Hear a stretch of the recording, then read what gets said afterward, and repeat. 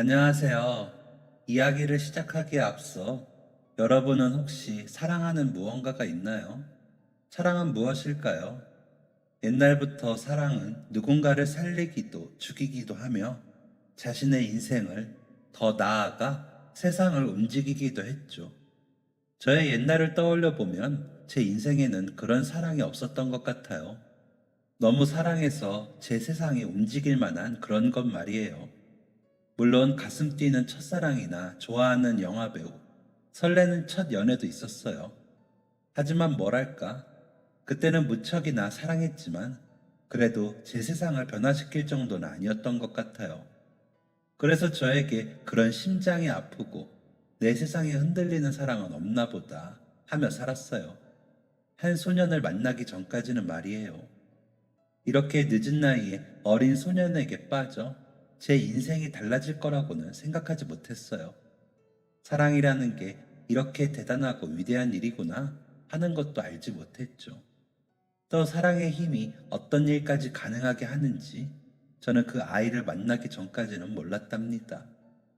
여고 졸업을 앞두고 전문대학이라도 보내고 싶어 하는 부모님의 성화에 본의 아니게 입시를 준비하고 있었어요. 그 당시는 대학에 가는 게 무조건 필수는 아니었거든요. 더군다나 딸아이가 있는 집은 더더욱이요. 하지만 저희 아버지께서는 배움에는 끝이 없다며 더 많이 알고 배워야 한다고 고집하셨죠. 그래서 저는 전문 대학교에 유아 교육과에 가게 되었어요. 위로 언니랑 오빠만 있었는데 그게 늘 불만이었거든요. 항상 동생이나 제가 돌볼 수 있는 존재가 있으면 좋겠다고 생각했었기에 저한테 잘 맞는다고 생각했어요. 졸업 후 1년 정도 일하면서 어른들의 권유로 선을 봤어요. 수더분한 인상에 고등학교를 졸업하고 유명 회사의 전자파트에서 일하던 사람이었죠. 성실하고 예의 바르고 성격도 괜찮았어요. 가족은 형제는 없고 아버지는 어릴 때 돌아가시고 어머니만 계셨어요. 자기도 어릴 때부터 외롭게 자라 늘 가족을 많이 만들고 싶었다고 했어요. 저도 빨리 아이를 가지고 가정을 만들고 싶었기에 6개월 정도 만나고 일찍 결혼했어요. 결혼하고도 일은 계속했어요. 시어머니는 어린 신부인 제가 불안하다며 살림을 좀 배우기까지만 같이 살자고 하셨어요. 저도 나이 드신 어머니 혼자 지내는 게 마음에 걸려 좋다고 했어요. 하지만 시집살이라는 게 이런 건지 아니면 제가 야무지지 못한 탓인지 처음 하는 결혼 생활은 쉽지 않았어요. 설거지 하나, 빨래 한 번을 하는데도 시어머니와 늘 부딪혔어요. 얘야, 속옷 같은 건 모아두지 말고 그때그때 바로 손으로 빨라고 했잖니? 그리고 세탁기 같은 건 믿을 거 못 된다. 빨래는 손으로 하는 게 최고야. 이번 주말에 쉴 때는 나랑 이불 좀 빨자. 얘, 내일이 초복인데 너는 닭도 안 사왔니? 그렇게 신경을 안 써서야 원. 그래서 우리 아들이 뭐 힘내서 일을 제대로 할 수 있겠니? 아휴, 정말. 처음에는 내가 많이 부족하다고 하며 어머니가 하시는 말을 다 새겨들었어요. 그런데 시간이 지나면서 저도 점점 지치더군요. 그리고 문제는 아이였어요. 저는 결혼하면 아이가 금방 생길 줄 알았는데 결혼한 지 3년 가까이 될 동안 아이 소식이 없었어요. 조금만 기다려보자. 곧 생길 거야. 남편은 이렇게 얘기했지만 누구보다 아이를 간절히 기다리고 있었어요. 그리고 이런 날이 길어지자 어머니의 성화도 심해졌죠. 내가 오늘 유명한 보살집에 다녀왔는데 네가 아이들이 너무 많은 곳에서 일하느라 네 뱃속에 아이가 안 들어오는 거라고 하더라. 일을 그만두면 어떠니? 네? 그렇지만 저는 일하는 게 좋은걸요. 아휴, 답답한 소리 한다. 그 집이 진짜 영한 곳이야. 네가 몰라서 그런다. 내가 아는 사람도 거기서 하라는 대로 해서 몇 달도 안 되어서 손주 생겼다고 하더구나. 너는 네 남편이 부족하게 버는 것도 아니잖니? 그래도, 그래도, 그래 여보. 어머니 말씀대로 좀 쉬면 아이가 생길지도 몰라. 좀 쉬다가 다시 일해도 되잖아. 저는 남편과 시어머니의 권유를 듣고 유치원도 그만뒀어요. 직장 생활과 집안일 둘 다 하느라 나도 모르게 스트레스를 받았을 수도 있겠다 싶었어요. 집안일을 그만둘 수는 없으니 직장을 그만둔 거죠. 하지만 상황은 나아지지 않았어요. 일을 쉬면서 집에 있으니 시어머니와 마주치는 시간이 더 늘어났거든요. 게다가 일을 그만두고 나니 내 아들 돈으로 살면서를 이야기하며 저를 더 괴롭히셨죠. 이럴 거면 차라리 다시 일을 하고 싶다고 생각했지만 그래도 아이가 간절했어요. 빨리 제 아이를 갖고 싶었으니 조금만 더 참지 싶었어요. 어머니는 부적을 베개 밑에 넣으라거나 남편 속옷에 바느질 하라는 둥 알 수 없는 일들을 더 많이 시켰어요. 그리고 결혼한 지 6년째에 접어들던 어느 날 드디어 아이가 생겼어요. 아이고 우리 며느리, 아이고 여보 잘했어. 저는 지방으로 내려가신 부모님께도 이 사실을 알렸어요. 그동안 고생했던 걸 알았기에 많이 축하해 주셨었죠. 시어머니도 예전보다는 저에게 친절하게 대해 주셨죠. 내가 꿈을 꿨는데 글쎄 하늘로 엄청나게 큰 용이 날아오르는 거 아니니? 어머 어머 이건 필시 아들 태몽이야. 아무래도 아들이 틀림없어. 저는 딸이어도 너무 예쁠 것 같아요. 얘는 이렇게 어렵게 가진 아이인데 아들이어야지. 신기했어요. 제 뱃속에 아이가 있다는 게 말이에요. 제가 또 다른 생명을 키우게 된다는 게 너무 신기하고 가슴 벅찬 일이었어요. 아가야, 엄마한테 와줘서 고마워. 엄마는 네가 아들이든 딸이든 상관없어. 너를 세상에서 가장 예뻐하고 사랑해 줄 거야. 얼른 세상에 나와서 엄마랑 놀자. 그렇게 아이가 태어나기를 손꼽아 기다렸어요. 5개월이 지나면서 슬슬 배가 불러 제법 임산부 태가 났어요. 입덧이 심해서 한동안 힘들었지만 그래도 매일 변화하는 제 모습을 보면서 설레고 가슴이 뛰었어요. 빨리 아이를 만나고 싶다. 제 머릿속에는 온통 그 생각뿐이었죠. 그런데 행복은 저를 야속하게 빨리 떠났어요. 붙잡기도 전에 사라져버렸죠. 임신 8개월, 갑작스럽게 배가 너무 아팠어요. 식은땀이 흐르고 세상이 눈앞에서 어지럽게 돌았죠. 아직 아이가 태어날 때가 아닌데 무슨 일인가 싶었어요. 혹시나 팔싹동이로 태어나려나 급하게 시어머니와 함께 병원으로 갔어요. 자궁문이 열렸고 아이가 출산을 준비하고 있다고 했어요. 그래서 갑작스럽게 분만을 하게 됐어요. 정신이 아득했어요. 지금 아이가 나오다니 괜찮을까 하는 걱정과 온몸이 찢어질 것 같은 고통. 그리고 의사와 간호사들이 연신 옆에서 뭐라고 외치고 있었어요. 회사에서 급하게 뛰어온 남편은 분만실 앞을 지키고 있었어요. 그리고 얼마나 흘렀을까? 아이 나왔어요. 사모님, 정신 잃으시면 안 돼요. 정신 차리세요. 선생님, 당장 준비해. 점점 어두워지는 눈앞을 간신히 부릅뜨고 있는데 다급한 말소리들이 들렸어요. 의사도 간호사도 급하게 무엇인가를 소리치고 있었어요. 그리고 들려야 할 아이 울음소리가 들리지 않았어요. 출산은 처음이었지만 드라마에서도 많이 나오잖아요. 아이가 태어나면 제일 먼저 응애하고 온 병원이 떠나가게 우는 소리가 들리는 거 말이에요. 이상했어요. 본능적으로 무엇인가 잘못되었다는 것을 느낄 수 있었어요. 선생님, 저희 아이는 괜찮나요? 산모님, 우선 진정하시고요. 저희 애는 괜찮은 거 맞죠? 왜 울음소리가 안 나요? 선생님, 선생님? 산모님, 우선 진정하세요. 저희 아이 좀 보여주세요, 선생님. 선생님, 이유는 알 수 없었어요. 모든 일에서 이유를 찾을 수 있는 건 아니라고 하시더라고요. 그리고 하필이면 그런 알 수 없는 일이 저와 저희 아이에게 닥친 거예요. 태어나자마자 시원하게 울음을 터뜨렸어야 할 아이는 세상에 나오자마자 심장이 멈췄다고 해요. 원인은 알 수 없지만 가끔 이런 일이 일어난다고 의사 선생님은 그렇게 이야기하셨어요. 하지만 저는 제 잘못이라는 생각을 지울 수 없었어요. 내가, 내가 무엇인가를 잘못해서 이렇게 된 거야. 그 생각이 머릿속을 떠나지 않았어요. 그런데 그런 생각을 한 건 저 혼자가 아니었어요. 시어머니 역시 같은 생각이었죠. 대체 어떻게 했길래 우리 손자가 태어나자마자 죽어? 어? 어? 그 이후 저는 다시 시어머니의 싸늘한 태도를 견뎌야 했어요. 남편도 예전 같지 않았어요. 하지만 무엇보다 제 마음의 상처가 너무 심했어요. 아이의 심장이 멈추면서 제 심장도 뜯겨 나간 것 같았어요.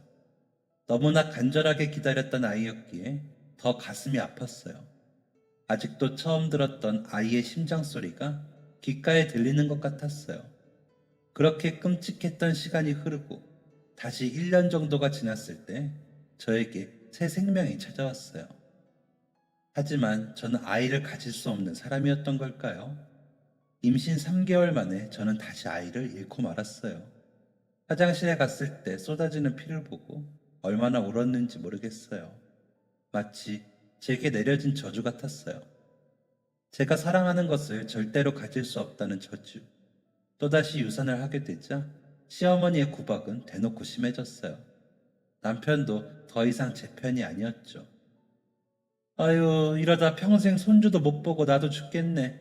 나도 죽겠어. 어쩌다 저런 애를 집에 들였는지. 어휴, 내 팔자야. 어휴, 다른 집은 남편이 밖에서 애도 나온다는데 우리 아들은 어쩜 그런 것도 없는지.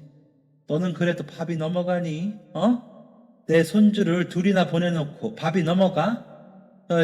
어휴, 내 팔자야. 너무 서러웠어요. 그런데 시어머니의 구박보다 남편의 싸늘한 눈빛보다 아이를 지키지 못한 저에 대한 원망이 더 컸어요. 시어머니 말대로 이 모든 게 다 제 탓인 것 같았어요. 어쩌면 그 말이 맞을지도 몰라요, 정말. 다 제가 잘못해서 아이를 잃은 걸지도요. 결국 저는 마음의 상처도 남편과 시어머니와의 관계도 회복하지 못했어요. 그리고 얼마 후 몇 달 동안 생리하지 않길래 이상한 마음이 들어 병원에 방문했어요. 그리고 조기 폐경이라는 사실을 알게 되었어요. 제 나이에 일어날 수 있는 일이라고 생각하지 않았기 때문에 매우 충격이었어요. 앞으로 임신을 할 수 없다고 하더군요.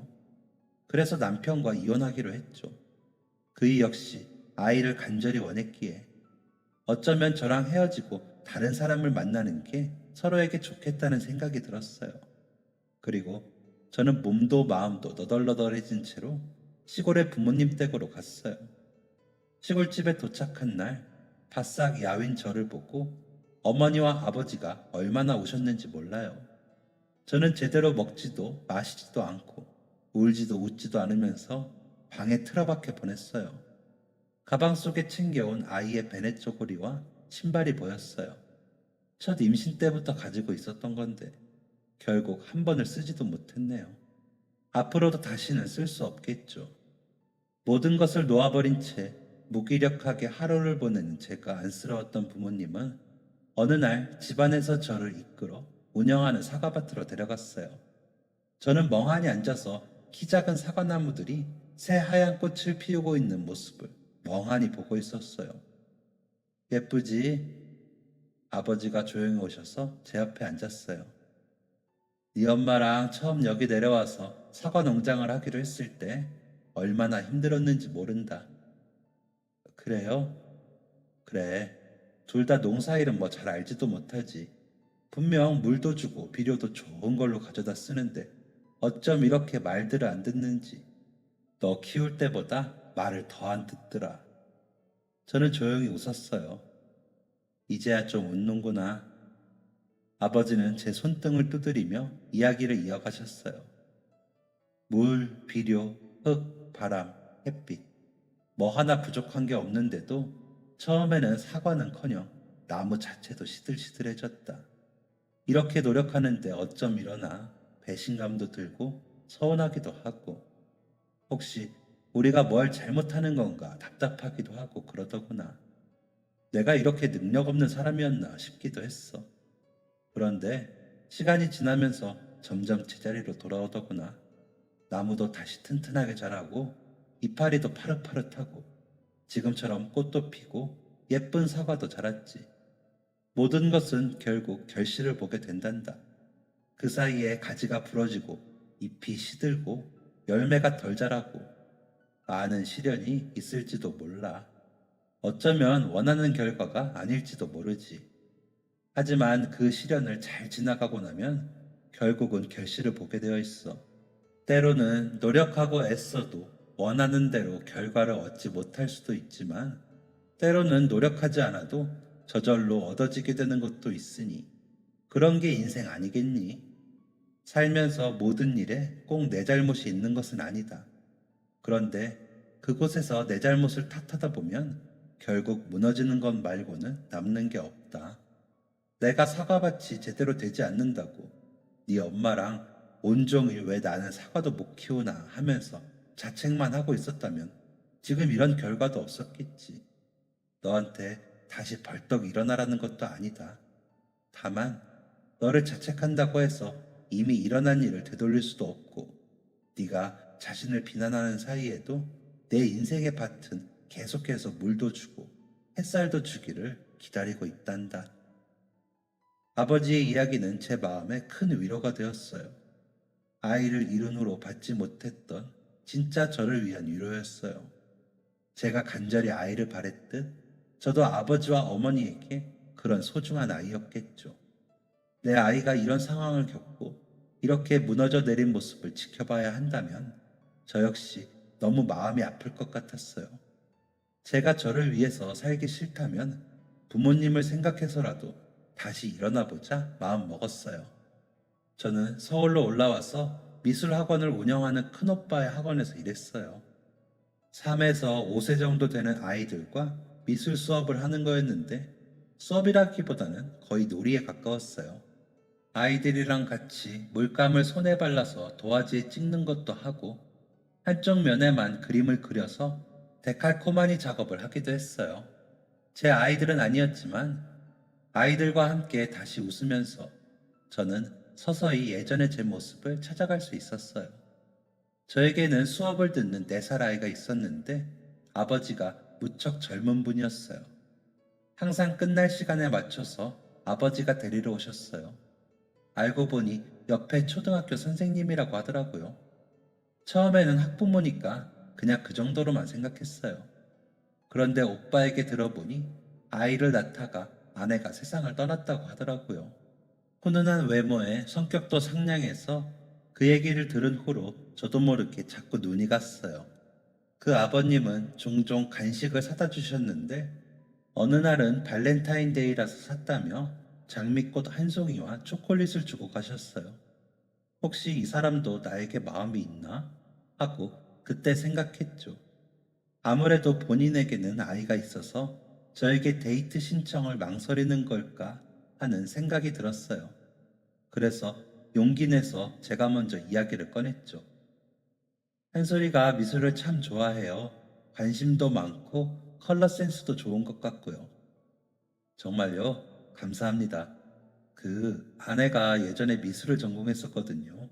아내는 일찍 세상을 떠나서 한솔이한테 미술을 알려주지는 못했지만요. 아, 그랬군요. 어머니 닮아서 미술 감각이 있나 봐요. 이번 주에 종로에서 어린이 미술 전시가 열리거든요. 한솔이가 관심도 많고 하니까 혹시 가보시면 어떨까 싶어서요. 정말요? 데리고 가면 정말 좋아하겠네요. 안 그래도 주말에는 웬만하면 밖에서 노는 시간을 늘리려고 하거든요. 알려주셔서 감사해요, 선생님. 아니에요. 혹시 괜찮으시면 저도 가려고 했던 거라 같이 가시면 어떨까요? 네? 그분은 깜짝 놀라며 얼굴부터 귀까지 새빨개졌어요. 잠시 우물쭈물 망설이더니 대답했죠. 그렇게 저희는 첫 데이트라고 하기는 뭐하지만 처음으로 같이 시간을 보냈어요. 그리고 처음으로 아이와 시간을 보내는데 너무 행복했어요. 제가 간절히 바랐던 일이니까요. 제 아이는 아니지만 아이와 함께 미술 전시를 보고 공원에서 뛰어놀고 같이 솜사탕도 사 먹고 과자랑 음료수도 사 먹고 정말 즐거웠어요. 그때 아이를 낳았다면 나도 이런 경험을 하고 추억을 쌓을 수 있었겠지 하는 생각이 들었어요. 저는 한솔이 아버님께 제 이야기를 솔직하게 했어요. 한 번 결혼했던 경험과 두 번이나 아이를 유산했던 이야기, 그리고 조기 폐경으로 인해 앞으로 임신을 할 수 없다는 이야기도 했어요. 최대한 솔직하게 이야기해야 할 것 같아서 제가 겪은 모든 일들을 알알이 털어놓았죠. 정말 고생 많으셨어요. 제 이야기를 듣더니 그렇게 말했어요. 그냥 건네는 위로의 말이 아니라 정말 진심이 느껴졌어요. 자기 아내도 어렵게 임신을 했어서 더 공감할 수 있다고 하더군요. 소중한 것을 잃었다는 것에 대해서 저희 말이 잘 통했어요. 누군가는 진심으로 이해할 수 없는 부분들을 저희는 비슷한 아픔을 겪었기에 이해할 수 있었죠. 그 후로 저희는 빠른 시간 내에 가까워졌어요. 저는 이 사람도 참 좋았지만 한솔이도 너무 예뻤어요. 제 친아들은 아니었지만 진짜 가족이 되었으면 좋겠다는 생각이 들 정도였죠. 그리고 저희는 1년 정도 만남을 이어오다 주변의 동의를 구해 한 가족이 되었어요. 아이가 있는 사람이라 부모님께서 반대하실까 걱정했는데 의외로 두 분은 쿨하게 넘기시더라고요. 어쩌면 이게 너의 결실일지도 모른다. 아버지는 그렇게 말하면서 웃으셨어요. 그러면서 서로를 의지하며 행복하게 잘 살기를 바란다고 이야기해 주셨죠. 저희는 가족들만 모은 조촐한 결혼식을 치렀어요. 남편은 어린 시절 부모님의 이혼으로 가족과는 연락을 끊은 채 살고 있었어요. 그래서 결혼식은 제 가족들과 한솔이와 함께 부모님의 사과밭에서 진행했어요. 날씨도 너무 맑았고 사과밭을 신나서 뛰어다니는 한솔이를 보니 정말 오랜만에 마음속이 행복으로 가득 차더라고요. 저는 한솔이를 제 친아들처럼 아꼈어요. 물론 법적으로는 친아들이죠. 마치 제가 낳은 아이처럼 금이야 오기야 애지중지했어요. 다행히 한솔이도 저를 잘 따랐어요. 엄마를 한 번도 보지 못한 채 자랐기 때문에 자신에게도 엄마가 생겼다는 걸 무척 즐거워했어요. 낯설어 하지도 않고 저에게 늘 엄마 엄마 하면서 쫓아다녔어요. 저는 지난 몇 년간 아이가 엄마에게 받지 못했던 사랑을 몇 배는 돌려주고 싶어 했어요. 아이들은 눈 깜빡하면 하루가 다르게 자라더라고요. 시간이 흐르는 것을 붙잡고 싶어질 정도로 한솔이는 무럭무럭 자랐어요. 귀엽게 저만 쫓아다니던 유치원생에서 온종일 운동장에서 축구하느라 집에 들어오지 않는 초등학생이 되었고 어느새 의젓하게 교복을 입은 중학생이 되더니 이제는 부쩍 다자란 청년티가 팍팍 나는 고등학생이 되었죠. 아유, 우리 한솔이 언제 이렇게 컸나 몰라. 엄마가 맨날 맛있는 거 잔뜩 만들어준 덕분이지. 우리 아들 너무 빨리 커버려서 엄마가 아쉬워서 어떡해? 이제 예전처럼 안고 다니지도 못하겠네. 더 빨리 커서 돈 많이 벌어서 우리 엄마 세계 여행도 시켜주고 예쁜 옷도 사주고 또 뭐 해주지? 어이구 그걸 다 사주게? 엄마는 그런 거 필요 없어. 우리 아들 그저 예쁘고 건강한 게 최고야. 사랑하면 닮는다고 그러나요? 그래서인지 저희 가족은 서로 닮아 있었어요. 사람들이 재혼 가정인 걸 알면 화들짝 놀라고는 했죠. 한솔이는 어릴 때부터 그림에 관심이 많더니 고등학교에 올라와서는 카페에 푹 빠졌더라고요. 드라마에 나오는 바리스타의 모습이 멋있었나 봐요. 학원에 다니면서 자격증을 따더니 손으로 만드는 걸 좋아하는지 제가 제빵을 배우고 싶다고 다니면서 자격증도 땄어요.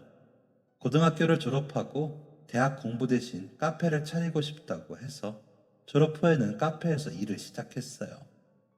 몇 해 전 먼저 돌아가신 아버지에 이어 어머니가 돌아가셨어요. 연세가 워낙 많으셨지만 다행히 크게 아픈 곳은 없으셨어요. 언니랑 오빠는 외국에서 생활하기 때문에 가지고 계셨던 사과밭은 저에게 물려주셨어요. 마지막에는 관리를 많이 못 해주셔서 그냥 땅만 덩그러니 있는 느낌이었죠. 남편과 저는 한참을 논의한 끝에 한솔이와 시골로 내려와 지내며 카페를 만드는 게 어떤지 이야기했어요. 마침 땅도 있고 가까운 거리에 관광지도 있어서 괜찮을 것 같더라고요. 이야기를 듣더니 아들은 당연히 너무 좋아했어요. 학원도 다니고 주변에도 물어서 메뉴 구성도 자기가 직접 하고 저랑 남편도 아이를 따라서 학원에 다니며 커피에 관해서 공부했어요. 그리고 드디어 카페를 오픈하고 장사가 엄청나게 잘 되는 곳은 아니었지만 그래도 온 가족이 함께 참여하는 곳이라 더 의미가 있었어요. 남편은 근처 중학교에서 아이들을 가르치며 카페 일을 가끔 도와주었고 저랑 아들이 가게를 도맡아 운영했어요. 거의 아들이 꾸려가고 있었죠. 그날은 아들이 지역 내 바리스타 대회에 나갔다가 우승을 한 날이었어요. 너무 기쁜 소식이라 저희는 대회가 끝나고 신이 나서 쇼핑몰에 가서 이것저것 쇼핑도 했어요. 평소 아이가 너무 갖고 싶어 하던 전자기기를 사주었죠. 그림을 계속 전문적으로 배우진 않았지만 혼자서 취미 삼아 계속 그리고는 했거든요. 엄마, 카페 메뉴들도 이걸로 그리면 되겠다. 지금 로고 그린 것처럼? 응, 메뉴를 사진 대신 그림으로 그려놓는 것들도 많더라고. 우리 아들은 어쩜 이렇게 못하는 것도 없고 모르는 것도 없을까? 엄마 닮아서 그렇지 뭐. 얼굴도 엄마 닮아서 예쁘고 이제 예쁜 여자친구만 사귀면 되겠네. 엄마처럼 예쁜 여자가 또 있으려나 모르겠네.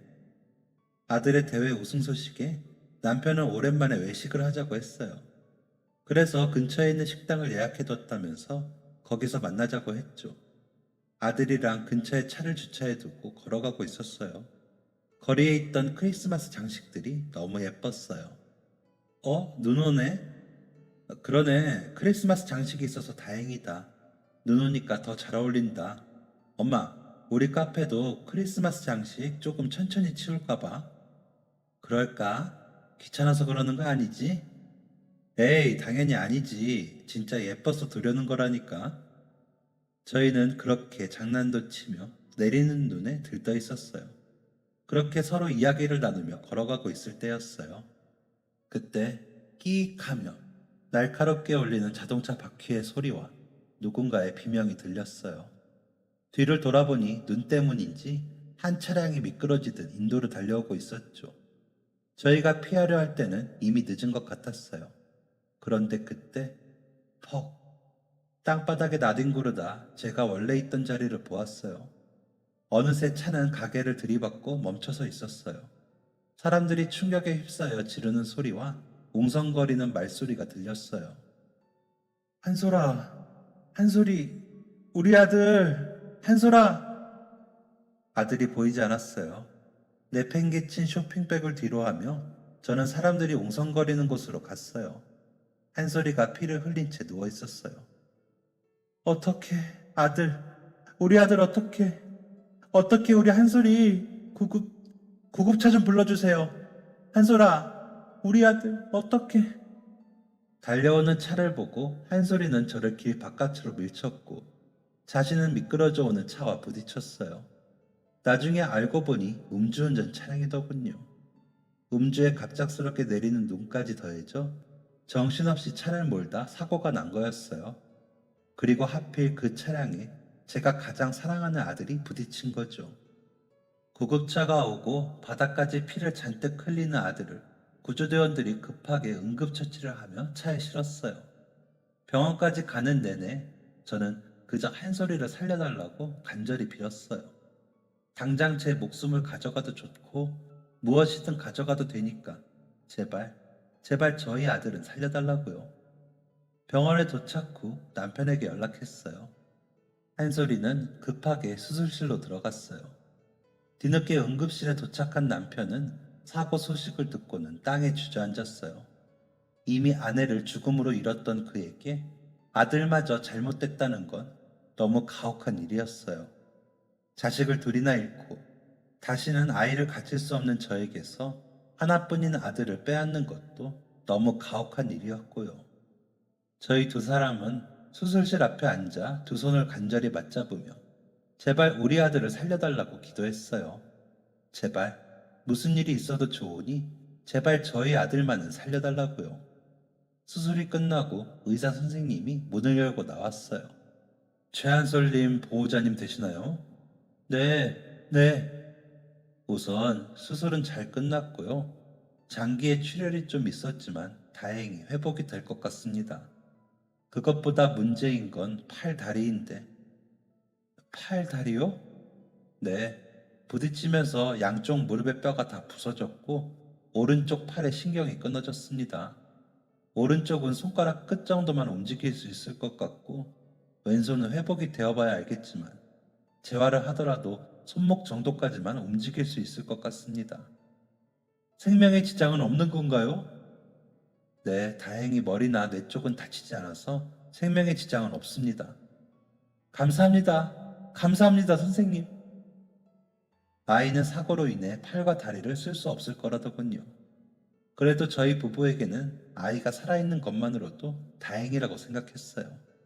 아이의 몸에는 이리저리 쓸리고 찢어진 자국과 커다란 수술 자국, 무시무시한 철심이 박혀 있었어요. 어떻게 이렇게 사랑스러운 아이에게 그런 몹쓸 일이 일어난 걸까 가슴이 아팠어요. 그 상황에서 자기가 피하지는 못할 망정 왜 저를 보호했을까? 아이를 지켜야 하는 것은 제 몫인데 제 할 일을 다 하지 못한 것 같아 마음이 너무 아팠어요. 엄마. 한솔아, 깼어? 엄마야, 엄마 여기 있어. 엄마 여긴 어디야? 병원이야. 기억나? 사고 났던 거? 엄마는 괜찮아? 내가 엄마를 밀쳤는데. 엄마는 괜찮아, 괜찮아. 우리 아들 엄마가 지켜줬어야 하는데. 엄마가 우리 아들을 지켜야 하는데. 괜찮아. 엄마가 괜찮으면 난 괜찮아. 약기운 때문인지 아이는 다시 잠이 들었고 얼마 후 다시 깨어났을 때 의사 선생님과 함께 현재 상태를 들을 수 있었어요. 다리는 부서진 뼈를 최대한 맞추려고 했지만 그래도 다시 걷기에는 무리가 있다고 하더군요. 양손의 기능은 오른손은 거의 쓸 수 없다고 봐야 하고 그나마 왼손은 재활로 물건을 짚는 정도는 가능하겠지만 손목부터 어깨까지는 움직일 수 없다고 알고 있으라더군요. 바리스타를 하는 아이에게 일어나지도 팔을 움직이지도 못한다는 건 꾸고 있던 꿈을 모두 쓰레기통에 버리는 것과 같았어요. 이제까지의 노력을 한순간에 물거품으로 만들어버린 거죠. 아이는 그래도 포기하지 않았어요.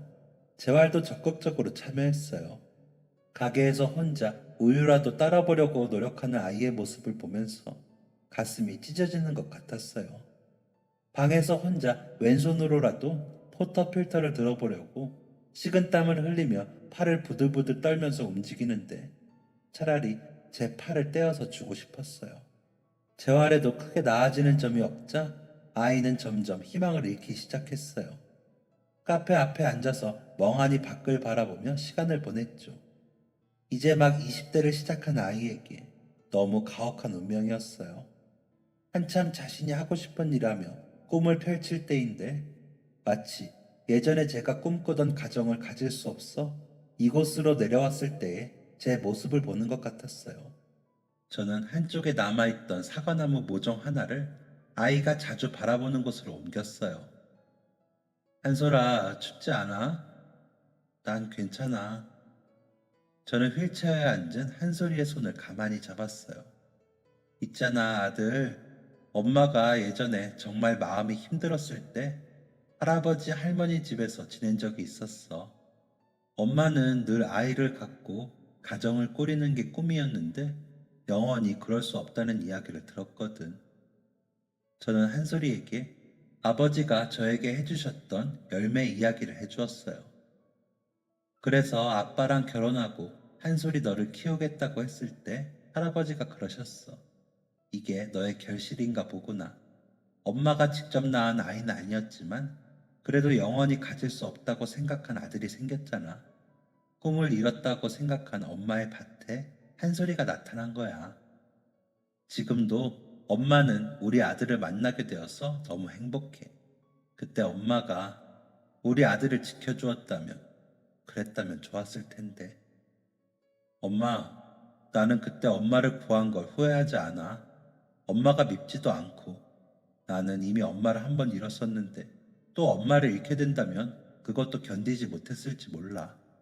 다만 나는 이런 상황을 겪게 만든 그 사람이 미워. 그 사람은 왜 술을 마시고 운전했을까? 그래서 그 사람이 너무 밉고 원망스러워. 맞아. 엄마도 그 사람이 너무 미워. 하지만 만약 우리가 키우는 사과나무에 벌레가 생겼을 때 그대로 놔두면 어떻게 될까? 아마 사과나무를 다 갉아먹어버리고 사과도 제대로 자라기 힘들게 만들겠지. 그럼 결국 괴로워지는 것은 사과나무일 거야. 그러니까 조금 힘들고 번거로워도 우리가 그 벌레들을 쫓아내는 수밖에 없어. 그래야 더 튼튼한 나무가 가득한 예쁜 밭을 가꿀 수 있을 테니까. 그 후 저는 한솔이가 갖고 싶어 하던 태블릿 PC를 다시 사다 주었어요. 그때 사고 때문에 망가졌었잖아. 한솔이는 이제 필요 없다고 했는데 엄마가 찾아보니까 손을 쓰기 힘들어서 발가락이나 입으로 그림을 그리는 사람들도 있대. 한솔이도 자신만의 방식으로 계속 표현을 해보는 건 어떨까 싶어서. 아이는 잠시 망설이더니 기기를 앞에 놓아달라고 했어요. 그래, 어차피 여기서 온종일 아무것도 안 하니까 심심한 거보다는 낫겠지. 그 후 아이는 겨우 움직이는 왼손을 써서 기기에 그림을 그리려고 노력했어요. 처음에는 쉽지 않았어요. 계속해서 펜을 떨어뜨리고 손목이 자꾸 화면에 닿아서 그림을 망치니까 짜증도 내더라고요. 어떤 날은 자신의 맘대로 되지 않는 손 때문에 화가 났는지 기기도 한쪽으로 밀어두고 온종일 자기 손만 노려보았어요. 다시 사과나무만 멍하니 노려보기도 했죠. 그러다 또 펜을 잡고 무엇인가를 그리려고 노력했어요. 또다시 내팽개치기도 하고 방에서 혼자 울기도 하더라고요. 하지만 아들은 포기하지 않았어요. 늘 모든 것에 열정을 가득 담는 아이였으니까요. 아들 없이 혼자서 가게를 꾸려나가야 했기에 남편은 저를 도와주려고 좋아하던 교사 일을 그만두었어요. 여보, 가르치는 일은 어떻게든 다시 시작할 수 있겠지만 당신과 한솔이는 지금 내가 필요하잖아. 난 우리 가족이 제일 소중해. 그러니까 걱정 마라. 남편이 교사 생활을 얼마나 좋아하는지 알았기에 더 고마웠어요. 사고 전에 아들이 가게를 도맡아 운영했기에 사실 혼자서 매장을 꾸려가며 힘든 일도 많았거든요. 남편이 두 팔 걷어붙이고 도와주니 카페 일도 한결 쉬워졌어요. 정말 고마웠죠. 저는 한솔이가 밖을 볼 때 조금이라도 덜 심심했으면 싶어서 다시 사과나무를 심었어요. 아이가 잘 볼 수 있는 곳에 심고 관리하고 시작하다 보니 가게 앞이 사과나무로 둘러싸였어요. 그렇게 시간은 계속 흐르고 아이는 처음보다 기기를 사용하는 것에 익숙해졌어요. 무엇보다 펜을 떨어뜨리는 일이 줄어들었어요. 사과나무는 어느새 울창해져서 예전에 부모님이 사과밭을 운영하실 때처럼 가게 앞이 줄지은 사과나무로 가득했어요. 하얀 꽃이 피어날 때면 동네뿐 아니라 주변에서도 너도 나도 구경을 왔어요. 저는 아이가 그린 그림들을 업체에 의뢰해 액자로 만들었어요. 그리고 가게에 하나둘씩 걸어두기 시작했어요. 아이는 직접 만들지는 못했지만 사과를 이용한 메뉴를 저와 같이 연구하기도 했어요. 그리고 그 그림들을 그려서 SNS에 올리기도 했죠. 아이에게는 팬들이 생겼고 사람들과의 소통도 이어갈 수 있었어요. 무기력하게 세상의 끈을 놓고 문 밖에 앉아있던 아이는 이제 그림을 그리고 메뉴를 연구하고 사람들과 활발하게 교류하며 새로운 인생을 살고 있어요. 아이의 그림을 매번 제작해주던 업체 직원이 방문했어요. 예상과 달리 젊고 예쁜 아가씨라 깜짝 놀랐죠. 안녕하세요. 안녕하세요. 어서 오세요. 저 그림 제작업체 직원인데요. 어머, 혹시 그 담당자님? 이렇게 젊은 분이었어요? 네. 대학 졸업하고 바로 취직한 거라. 저도 원래는 그림을 전공했었거든요. 작품을 어떻게 전시해 두셨을까 궁금하기도 하고 해서. 오늘은 그림 제가 직접 가지고 왔어요. 어머, 고마워라. 여기까지 오느라 고생했을 텐데 먹고 싶은 거 말해봐요. 메뉴는 제가 쏠게요. 그림은 저희 아들이 그린 건데 저기 앞쪽 테이블에 휠체어 탄 친구 보이죠? 저 잘생긴 녀석이 그림 그린 제 아들이에요. 가서 인사라도 나눠요. 알고 보니 그 직원분은 평소 아들의 그림을 보고 어떤 사람이 이걸 그렸을까 관심을 갖게 되었다고 하더라고요. 그러던 중 아들이 운영하는 SNS를 보게 되었다고 해요. 거기서 그 아이가 세상을 바라보는 시선, 그림을 표현하는 방식 등이 너무 매력적이라 꼭 만나보고 싶었다더군요. 게다가 아이가 너무 아름답게 표현하던 사과밭을 너무 방문해보고 싶었다고요. 한쪽에서 남편이 이 이야기를 듣더니 슬며시 웃더군요. 저희 아들과 그 아가씨는 금세 친해져서 서로 친구가 되었어요. 너무 감사하게도 그 여성분은 제 아들이 장애를 가지고 있는 것을 전혀 불편해하지 않았어요. 오히려 다른 장애를 가진 아티스트들의 사례를 조사해서 아들이 더 편하게 작품 활동을 할 수 있도록 적극적으로 지원했어요. 아들이 그린 그림을 자신이 아는 갤러리 등에 보내서 적극적으로 어필하기도 했고요. 아들의 그림이 유명해지면서 그가 그린 사과밭을 직접 보고 싶다고 방문하는 사람들도 늘어났어요.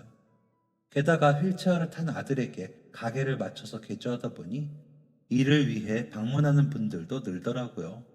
장애가 있거나 어린 아이들이 방문하기 너무 좋은 장소라면서요. 문턱도 없고 셀프바나 음수대도 낮은 위치에 되어 있고 많은 사람이 이용하기 좋은 곳이라며 입소문이 제대로 났어요. 그리고 너무 감사하게도 한 갤러리에서 아이의 그림으로 단독 전시회를 열고 싶다고 했어요. 정말? 아들, 이게 무슨 일이야? 너무 축하해. 우리 아들 열심히 노력하더니 정말 대단하다. 고마워, 엄마, 아빠. 다 엄마 덕분이야. 엄마, 정말 고마워. 너무 감사해요. 아들은 휠체어에 앉아 제 허리를 꼭 감싸 안았어요. 에이, 엄마가 뭘 했다고. 다 우리 아들이 열심히 노력해준 덕분이지. 아니야, 사실 나 엄마 아빠한테는 정말 미안한 이야기지만 그때 정말 내 인생이 끝났다고 생각했어. 나한테는 아무것도 남지 않았다고. 이대로 다 끝이라고 말이야. 재활 훈련을 아무리 해도 내 마음대로 팔아나 들지 못했을 때 정말 내가 아무 곳에도 쓸모없는 사람이 되었다고 생각했어. 옷 입는 것도 밥 먹는 것도 다 엄마 아빠가 도와줘야 했고 다 큰 성인 남성이 평생 엄마 손에 아빠 손에 의지해서 밥 먹고 씻고 화장실 가는 것도 혼자 못하니까 그냥 아빠랑 엄마에게는 내가 없는 게 나을 수도 있겠다고 생각했어. 아들, 지금은 아니야. 그때는 그랬어. 어른인데 혼자서 아무것도 할 수 없으니까 부모님에게 짐이 되느니 차라리 좀 더 슬프더라도 내가 없는 게 앞으로 두 분에게는 나을 수 있겠다고 했는데 그날 엄마가 할아버지가 해주셨다는 이야기를 들으면서 많이 생각했어. 너무 큰 시련이지만 분명 나보다 더 큰 시련을 겪는 사람도 있겠구나. 나도 내가 오랫동안 꿈꾸었던 것을 잃었지만 더 오래 꿨던 꿈을 빼앗긴 사람들도 있겠구나 하고 말이야. 그래서 찾아봤어. 나처럼 장애를 겪고 있는 사람들이나 오랫동안 꿨던 꿈 때문에 좌절을 겪어야 했던 사람들을 찾아보고 그걸 극복해낸 이야기들을 찾으면서 나는 어떻게 해야 할지를 고민했어. 그때 엄마가 다시 그림을 그려보라고 했을 때 그게 내 돌파구일 수도 있겠다 생각했어. 처음에는 정말 너무 힘들었어. 그리는 것은 둘째치고 손에서 펜은 자꾸 미끄러지지. 떨어지면 늘 엄마나 아빠한테 부탁해서 주워달라고 해야 하지. 정말 힘들더라고. 내가 내 손바닥이 닿아서 자꾸 그림이 지워지거나 선이 마음대로 그려지는데 어휴, 정말 몇 번이나 기계를 던져버리고 싶었어. 그렇지만 가격을 생각하며 꼭 참았지. 농담이고 사실은 엄마를 생각하면서 참았어. 그때 제일 많이 생각났던 게 뭔지 알아? 뭐였는데? 나 어릴 때 젓가락질 잘 하지 못했던 거 기억나? 초등학생이 되어서도 못해서 엄청 힘들어 했었잖아. 맞아. 젓가락질을 잘 못해서 초등학교 때도 엄마가 꼭 포크를 같이 가방에 넣어줬었잖아. 맞아. 학교에서는 혹시 밥 못 먹을까봐 포크 챙겨주고 집에 오면 몇 시간이 걸려도 좋으니까 천천히 연습하면서 먹으라고 늘 나 밥 먹는 거 기다려줬잖아. 나한테 맞는 젓가락 찾아주려고 플라스틱, 쇠, 나무, 멜라민, 시중에 파는 젓가락이라는 젓가락은 다 사다 주고 난 그렇게 많은 젓가락을 팔고 있는지도 몰랐어.